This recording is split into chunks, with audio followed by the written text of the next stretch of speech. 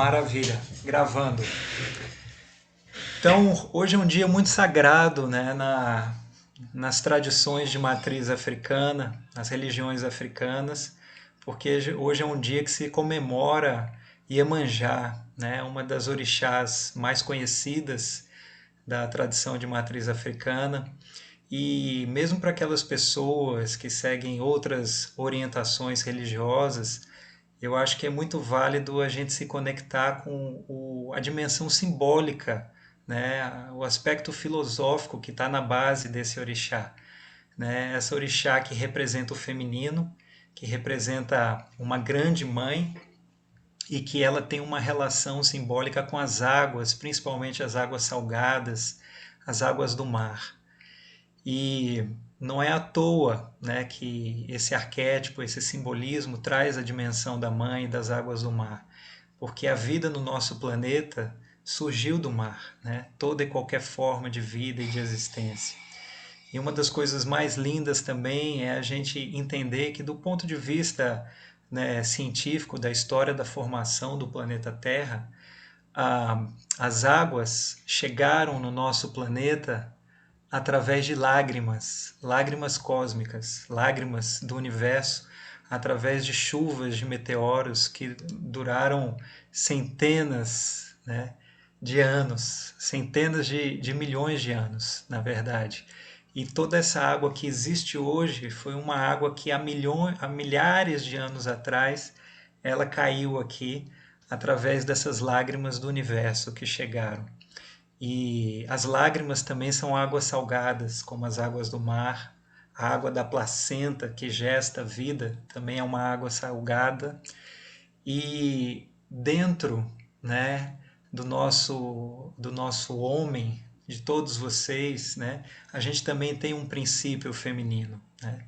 Nós temos as polaridades do masculino e do feminino coexistindo dentro da gente. Então eu vou fazer um canto, né, que é um canto que eu aprendi com uma associação, com uma organização de mulheres indígenas lá de Roraima. Na primeira vez que eu fui à Amazônia fazer um trabalho, né, sobre masculinidade, isso em 2006, com grupos sociais, organizações sociais de lá, a convite de uma pessoa muito querida, Canaú, que ele já partiu, né? Ele já não está mais aqui entre nós, mas que deixou sementes muito lindas. A gente fez um trabalho sobre masculinidades com esses grupos e eu aprendi esse canto que eu vou compartilhar aqui com vocês hoje e iniciar o nosso trabalho, ok? Espiralando ao centro do nosso ser, espiralando ao centro do nosso ser. Somos a teia, somos quem a tece, somos o sonho, somos sonhador. Somos a teia, somos quem a tece, somos o sonho, somos sonhador. Espiralando ao centro do nosso ser. Espiralando ao centro do nosso ser. Somos a teia, somos quem a tece, somos o sonho, somos sonhador. Somos a teia, somos quem a tece, somos o sonho, somos sonhador.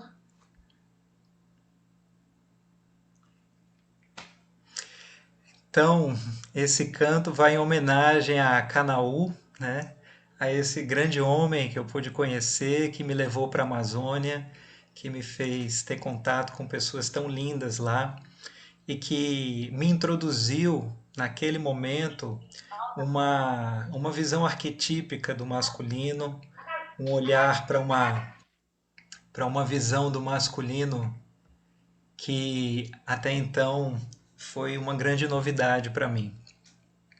Então, me apresentando um pouquinho, pessoal, para vocês, né, e já entrando na temática da força e da sensibilidade masculina, eu queria compartilhar com vocês que durante a minha infância eu tive um tio que se chamava Alexandre também. Ele foi muito importante na minha vida, na minha infância, e de certa forma o meu nome, inclusive, foi dado pelos meus pais em homenagem a ele, que foi muito próximo da minha mãe durante o período da minha gestação, me apoiou muito ela. E quando eu nasci com os olhos claros, verdes, e ele tinha olhos verdes, eles, enfim, meus pais na hora conectaram e resolveram me dar esse nome também. E a primeira grande dor da minha vida, de perder alguém que eu amava, foi a morte do meu tio Alexandre. Eu tinha 11 anos de idade quando ele faleceu e até hoje eu me recordo do dia do falecimento dele. Eu estava a mais de 3.000 quilômetros de distância, né, de onde ele estava hospitalizado, mas na hora que ele morreu, eu senti que ele havia partido, senti a presença dele se despedindo de mim. O meu tio Alexandre, ele viveu um grande desafio na jornada dele. E ele partiu com 30 e poucos anos pela dificuldade de também suportar a existência. Ele era uma pessoa extremamente sensível, ele era um artista, né? Ele era um músico, tocava muito bem, ele era um pintor, né? Produzia quadros lindos e ele era também um cozinheiro fantástico, que durante um bom tempo teve inclusive um restaurante, né? Muito bacana, em Recife, que era o local onde ele morava na época. E o meu tio Alexandre, ele era homossexual na década de 80 e ele contraiu HIV e viveu profundamente todos os estigmas e preconceitos que uma pessoa, naquele contexto, naquele momento social, se deparava, né? E eu trago agora assim a imagem, a memória do meu tio para falar com vocês, porque uma das grandes dores da minha família foi que durante todo esse processo de adoecimento do meu tio e de morte, o pai dele, o meu avô, né, que eu o amava muito, ele também já partiu. Ele teve muita dificuldade de expressar o amor e se disponibilizar para o cuidado por conta de toda uma herança patriarcal e machista da qual ele foi educado. Aquilo, né, eu quando criança não tinha condições de perceber a intensidade daquilo, mas à medida que eu fui crescendo, que eu fui percebendo melhor o mundo, eu fui vendo inclusive as marcas, né, desse sofrimento no meu próprio avô, nas dificuldades que ele próprio viveu existencialmente depois dessa situação. Em algum nível, né, parte da dimensão da felicidade, da espontaneidade que o meu avô tinha, ela foi perdida também com a partida do meu tio. E isso talvez por inúmeros sentimentos, né, que possam ter envolvidos com questões relacionadas a talvez a culpa ou, né, ou diversos outros sentimentos desse dilema existencial que ele também viveu, né, de uma educação que entendia a homossexualidade como uma patologia, como uma doença e que aquilo estava tão enraizado, né, na formação mental, intelectual, cultural dele, que fez com que ele se distanciasse afetivamente do meu tio, por mais que eles tivessem um amor profundo, que eu presenciei inclusive, a relação deles de pai e filho durante vários momentos de uma forma muito bela, ainda quando criança. Então eu trago esse ponto, né, para iniciar o trabalho, já para falar dessa dimensão da sensibilidade e da força. né? Dizer que a sensibilidade, ela é uma força, né? E que muitas vezes na nossa formação cultural a gente viu como uma fraqueza. E ao mesmo tempo, a força é uma sensibilidade, é uma qualidade de ação. E que, a depender da forma como a gente usa essa nossa força, isso pode nos aproximar ou nos distanciar afetivamente daquelas pessoas com as quais a gente ama. E são desafios éticos profundos. Fazendo um pulo aí da minha jornada para o meu caminho mais profissional, né? Já introduzindo aqui um pouco o meu contexto, quando eu fazia ainda a minha formação em psicologia, estava no contexto da minha graduação, isso em 1999, 2000, eu comecei a despertar o meu interesse para os estudos de gênero, né? Naquele período, era um tema extremamente novo para mim e atraente, né? Não só por talvez me ajudar a entender essas questões da minha história familiar, uma delas essa que eu citei agora, mas também por questões que eu próprio vivia comigo, né? E eu passei então 2 anos fazendo estudos de gênero muito voltados para a condição da mulher e do feminino. Nesse período, aonde eu fazia estudos de gênero, né, eu cada vez mais despertava o meu interesse, cada vez mais ficava curioso para me dedicar a não só a questão do gênero feminino, mas as masculinidades, que era muito pouco explorado nos contextos acadêmicos que eu estava. Foi quando eu comecei a ingressar em trabalhos com movimentos sociais, tive a oportunidade de fazer uma linda formação no coletivo Mulher Vida, uma organização não governamental de Olinda e Recife, e nesse trabalho a gente viveu a fundo uma série de questões relacionadas à história, né, das violências intrafamiliares, né, de todo o processo de constituição da sexualidade. E foi quando eu fui me ingressando nessa vida profissional, nessas reflexões de gênero, que eu pude ter o meu primeiro trabalho, ainda finalizando meu estágio profissional e meu primeiro emprego, num contexto, né, de serviço que trabalhava com o que a gente chama de adolescentes infratores ou de adolescentes em conflito com a lei.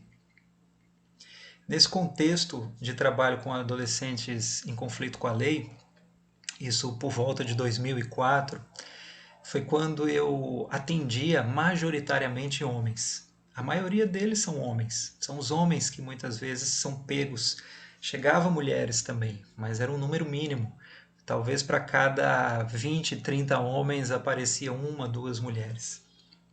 Então eu me deparei vividamente com essa construção social dos homens e lógico que tinha toda uma demarcação também. A maioria dos homens que chegavam lá eram, né, de classe popular, né, de baixa renda, muitos deles com traços étnicos, raciais, né, fortemente marcados pela negritude, né, e com todas essas marcas sociais que a gente sabe que são constituídas, né, as desigualdades na nossa sociedade.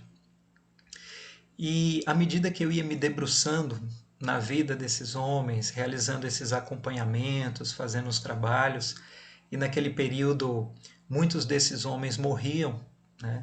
Eles eram assassinados ou enfim, morriam de algum modo. Muitos homens a gente não conseguia fazer o que se pretendia, né? Que era toda a concepção de ressocialização por uma série de questões. Aquilo mexia profundamente comigo.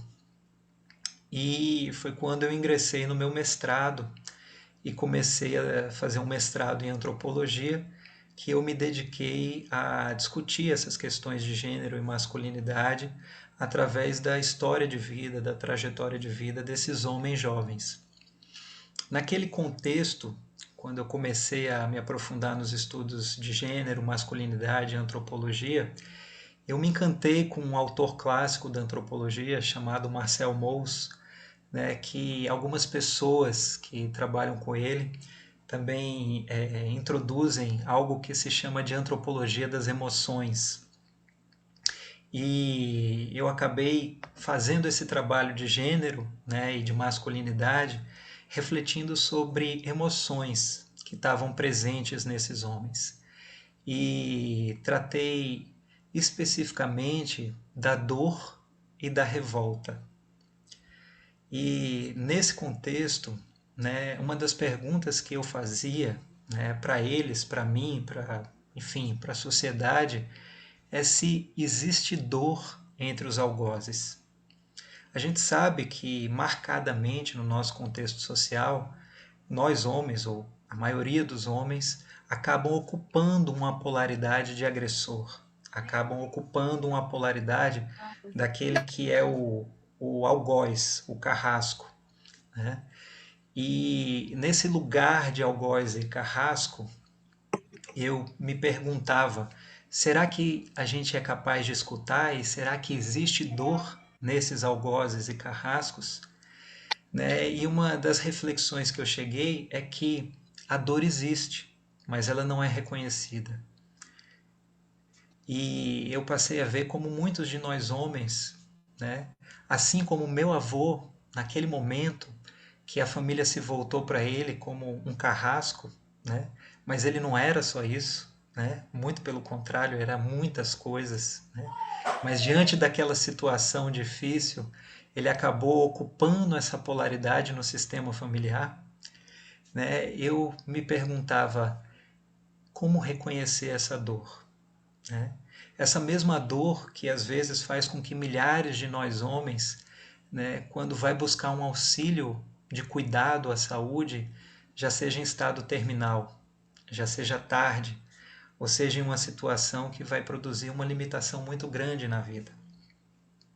E aí a gente volta de novo ao ponto da força e da sensibilidade, né? Porque se por um lado esse algoz se reverte de uma visão de alguém que é bruto, e aí no sentido simbólico, né, dessa força violenta, dessa força atroz, ao mesmo tempo, né, essa sensibilidade que existe nele parece que não pode ser reconhecida.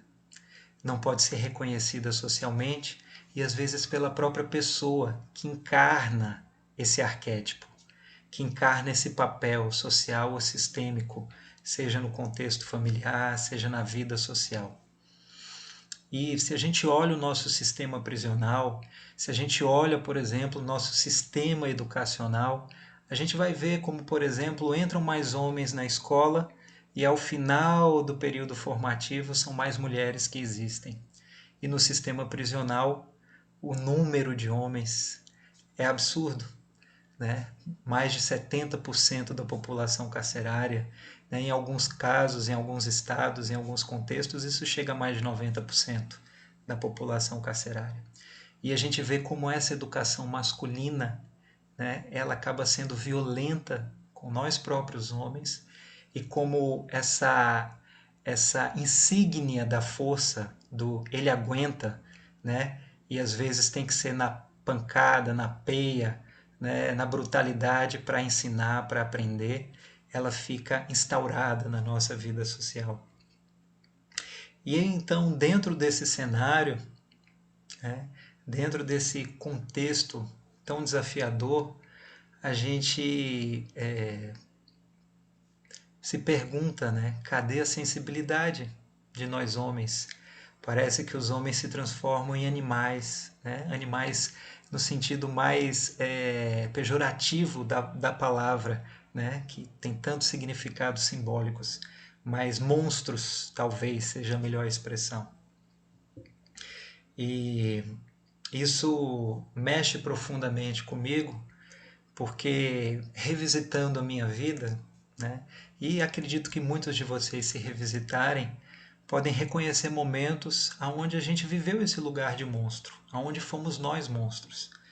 né? Sei lá, pode ser numa briga com um irmão, né? Ou num conflito conjugal, familiar, enfim. Mas, ao mesmo tempo que a gente viveu isso, a gente sabe que isso foi uma experiência profundamente desconfortável, desagradável, de um modo tal que não desejamos isso, né? Há, há um tempo atrás eu falei sobre a questão do abuso, né? E a questão do abuso sexual é muito mais comum, né, e recorrente, né, nos homens do que geralmente se reconhece socialmente. Muitos homens passam por abusos sexuais. Eu, na minha história pessoal, tenho fortemente a memória de pelo menos duas experiências onde eu vivi uma situação de abuso sexual. Mas a situação de abuso, né, mais forte que os homens passam majoritariamente na sociedade é esse abuso do qual eu estou falando, da violência, da violação do corpo através da violência física. Isso muitas vezes estimulado desde aquelas brincadeiras infantis, né, mas também passando por uma série de costumes, de práticas e hábitos da sociabilidade masculina e que muitas vezes passam desapercebidos, que a gente leva como uma brincadeira, que tem que ser forte para aguentar. E mais uma vez essa sensibilidade silenciada, desqualificada, como se ela não fosse uma força, mas sim uma fraqueza.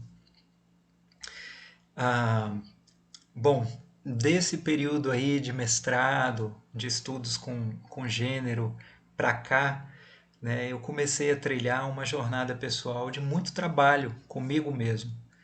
Eu entrei em uma crise, né, muito profunda, existencial, no final da minha adolescência, início da juventude.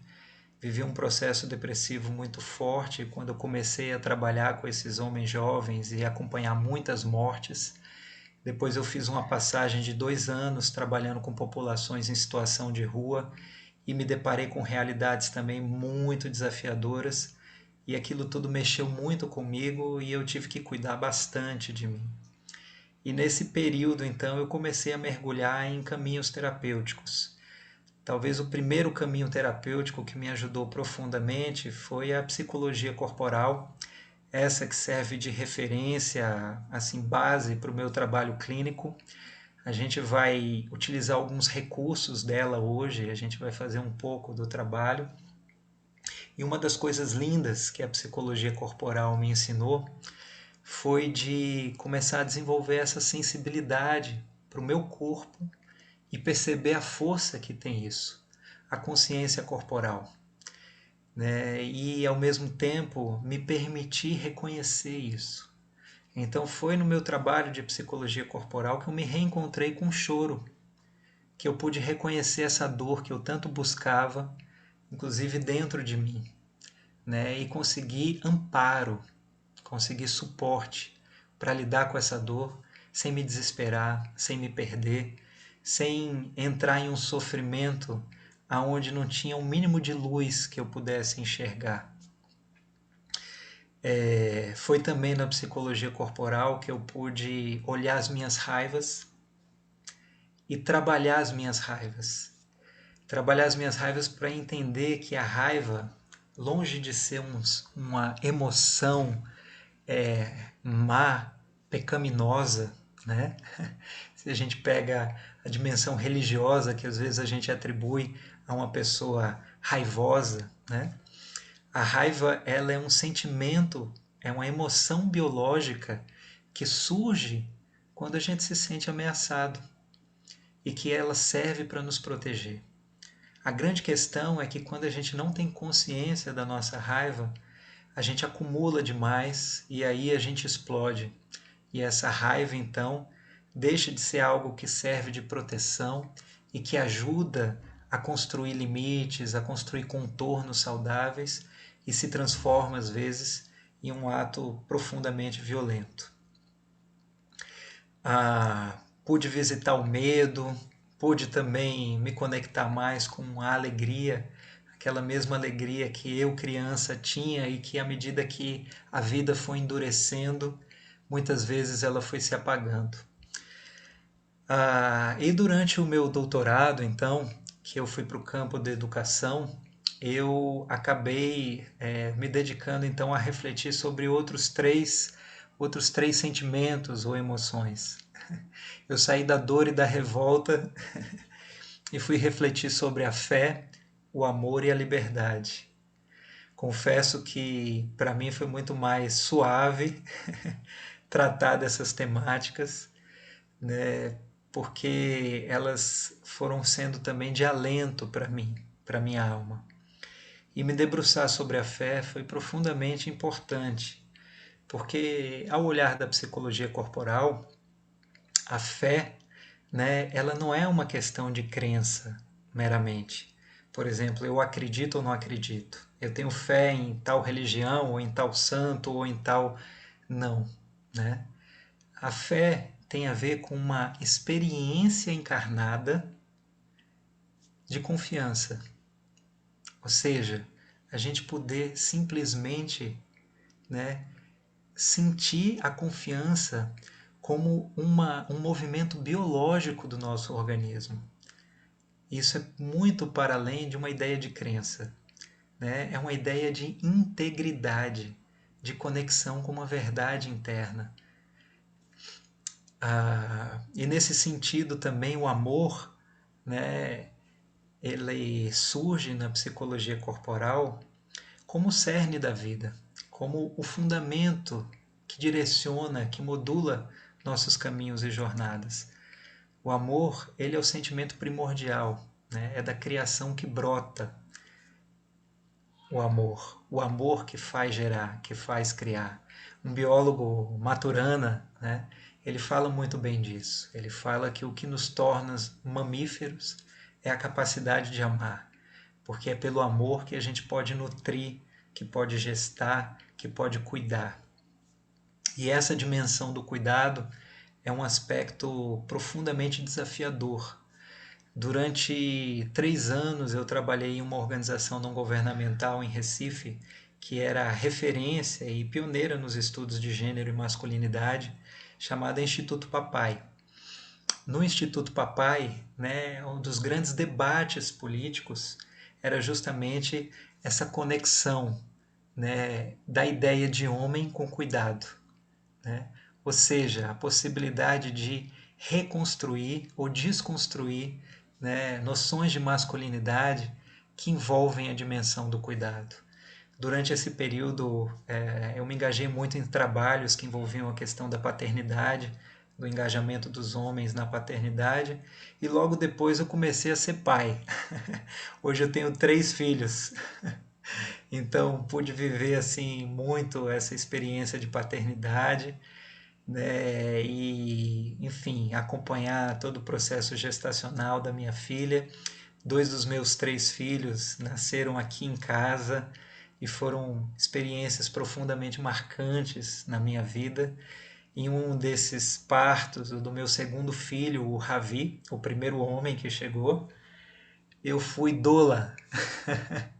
Doula é um adjetivo que se dá para mulheres, né? Porque as mulheres tradicionalmente ocupam esse lugar, esse papel de cuidar da gestante, de apoiar a gestante durante o processo de parto. E fui eu que fiz isso com a minha esposa. Eu que fui a doula durante o parto dela. E uma experiência maravilhosa ter acompanhado. Senti muitas dores de coluna. Foi difícil. Teve hora que eu estava sofrendo mais do que ela para parir, até que ela me deu a real e disse que quem estava parindo era ela. E uma das coisas lindas é que estava eu, ela e um obstetra, um amigo que era homem também, que estava fazendo essa função que muitas vezes é materna, né? Tradicionalmente das parteiras, né? Uma experiência muito linda que a gente teve.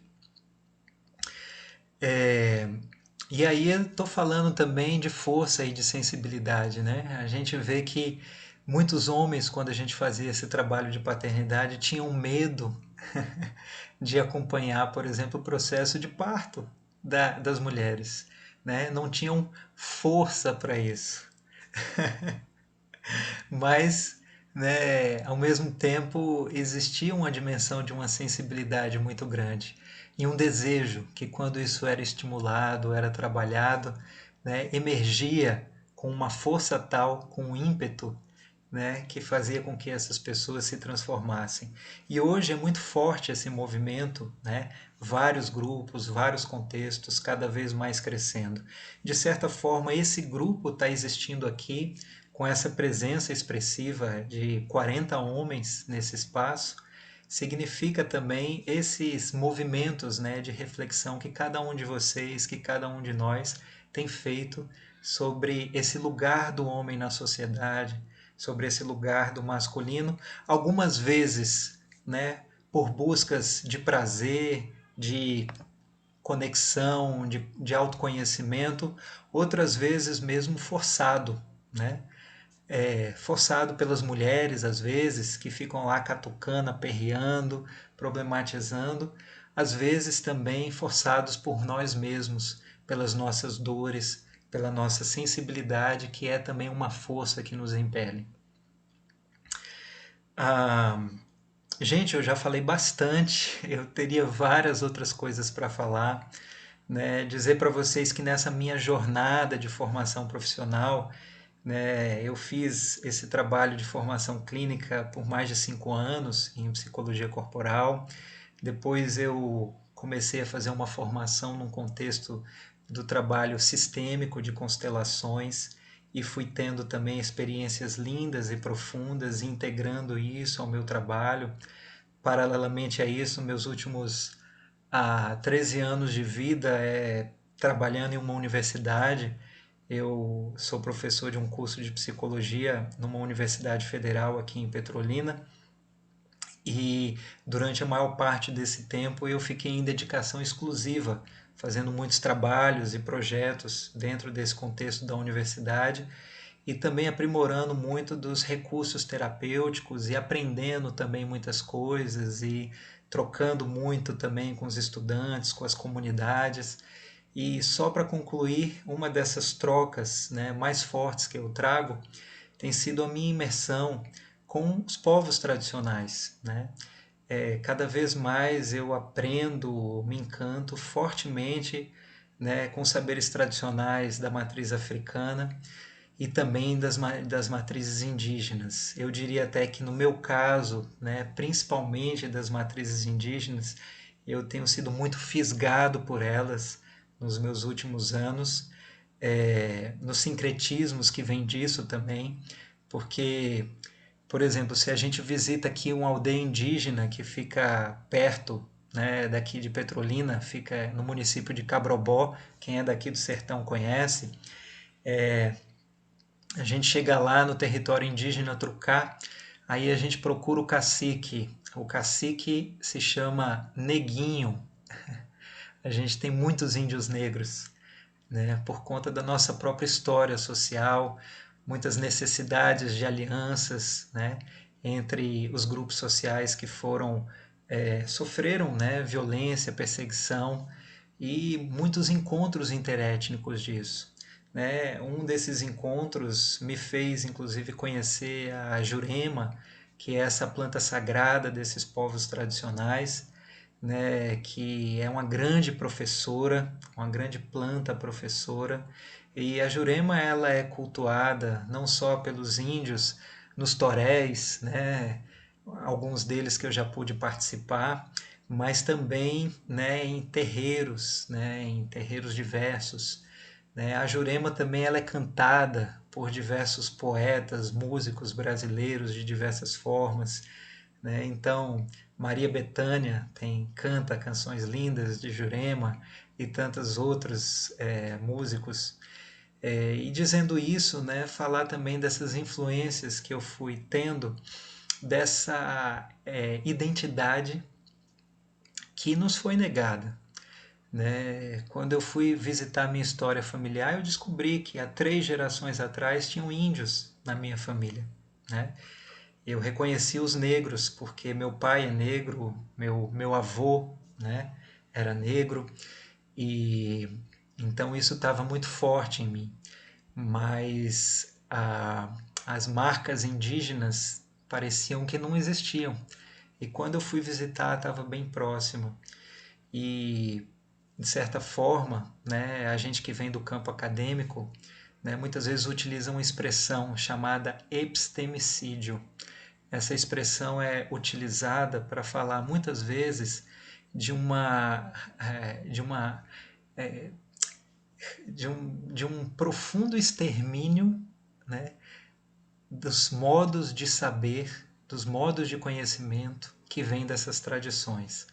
Então, eu estou fazendo um resgate disso em mim também e aprendendo muitas coisas, desde respeitar a natureza, porque eu fui um cidadão urbano, nascido em uma metrópole, passei minha infância morando na maior capital, né, na maior cidade da América Latina. Morei em São Paulo durante 12 anos, né, e depois a maior parte da minha vida seguiu em Recife. Então, a minha conexão com a natureza, ela foi se dando, né, nesses resgates. E hoje em dia é imperioso falar sobre isso, né? Não só pela pandemia, a pandemia é só mais um reflexo, mas todo o movimento ambientalista, ecológico, todos os debates sociais hoje em torno do meio ambiente, né, são profundamente imperiosos para que a gente possa pensar, né, no futuro das próximas gerações. E eu tenho 3 filhos e eu me preocupo, né, não só com a geração deles, mas com a geração que vem deles. E foi na tradição indígena que eu soube que a grande preocupação deles era de manter, né, aquele território vivo para 10 gerações futuras. Eu ainda estou tentando ver se eu consigo sustentar para uma ou duas. Quem sabe antes de morrer eu chegue lá. Pois bem, gente, mas eu não vou me delongar mais tanto nas minhas falas. Eu vou convidar vocês agora para que a gente possa fazer um trabalho corporal, para que a gente possa experimentar a força e a sensibilidade no nosso corpo, na nossa consciência corporal, né? O convite vai ser o seguinte, tá? Muitos de vocês talvez não conheçam a psicologia corporal, a bioenergética, a análise bioenergética, que é a linha com a qual eu trabalho. Então eu vou dar algumas considerações iniciais para que vocês fiquem à vontade, seguros para realizar o trabalho, né, dentro dos limites, das condições de vocês, né? Então, primeiro, né, eu espero que vocês possam estar em um ambiente que seja bastante confortável, preferencialmente que vocês possam ter um mínimo de mobilidade nesse ambiente. Se tiverem um ambiente sigiloso, protegido, né, para a individualidade de vocês, melhor ainda, porque às vezes a gente começa a fazer uns exercícios, né, e pessoas da família que podem estar por perto podem achar estranho e tirar o nosso foco, tirar a nossa atenção, né, ir para o julgamento, né? E aí o meu convite é para que vocês se permitam não julgar. Não julgar o que vocês estão sentindo no corpo de vocês, não julgar a proposta de trabalho, para que vocês possam simplesmente observar, né, e acolher o que vem.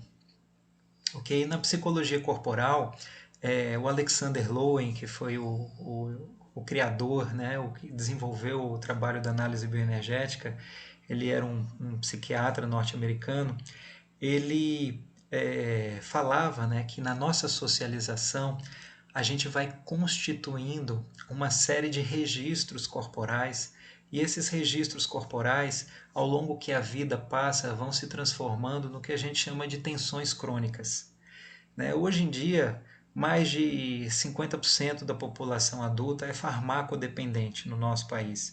Se a gente for ver essa estatística específica para homens, provavelmente aumenta. Então é alguém que toma aquele medicamento para dor de cabeça, para dor de coluna, né, dor na lombar, dor nos ombros, dor na cervical, e todos esses aspectos, né, são o que a gente entende na psicologia corporal como dores crônicas, né, como tensões crônicas. E essas tensões crônicas, elas têm uma conexão direta também com a nossa limitação expressiva. Ou seja, a perda da capacidade expressiva que a gente foi desenvolvendo ao longo da nossa vida. Quando criança, a gente tinha uma capacidade expressiva mais espontânea do que como adulto, muitas vezes, por conta da nossa forma de socialização tão estruturada em rótulos, tão estruturada em julgamentos, e muitas vezes a gente se deparando com ambientes inseguros, né, de forma que a gente acaba se contendo, né, no nosso processo de expressar o que a gente verdadeiramente sente ou pensa, e isso vai produzindo marcas no nosso corpo, né? O que genericamente a gente pode chamar também de estresse, desse nível de tensão que muitas vezes a gente vai acumulando e que até certa tensão ela é saudável, ela vai impelir a gente a mover, a agir, a mudar situações, a se adaptar, mas passando disso pode ser traumático, né? Pode começar a deixar marcas que imobilizam a nossa sequência existencial. Então o convite vai ser para que a gente possa. Eu vou dar algumas orientações, alguns comandos, eu vou fazendo os exercícios aqui também, convidando vocês a fazer, né? A ideia é que a gente possa movimentar o nosso corpo a partir de alguns exercícios, de algumas posturas. Eu vou colocar uma música também em algum momento do trabalho. E depois, né, ao final desse trabalho, a gente vai fazer uma breve meditação, né? Essa meditação a gente vai poder fazer de pé mesmo, se for o caso, é uma meditação muito breve, né, de conexão com o nosso coração e de conexão com os homens na nossa história de vida, né? Então é um pouco esse o percurso de trabalho que a gente vai fazer, ok? Beleza, gente? Podemos dar sequência? Massa! Então, sem muitas delongas, eu vou fazer o seguinte: eu vou pausar agora aqui o vídeo para que vocês fiquem muito à vontade para fazer esse trabalho, inclusive com as câmeras ligadas, sabendo que o sigilo aqui desse espaço vai ser preservado e que não vai seguir para outras plataformas ou coisas assim do tipo, ok? Só um instantinho.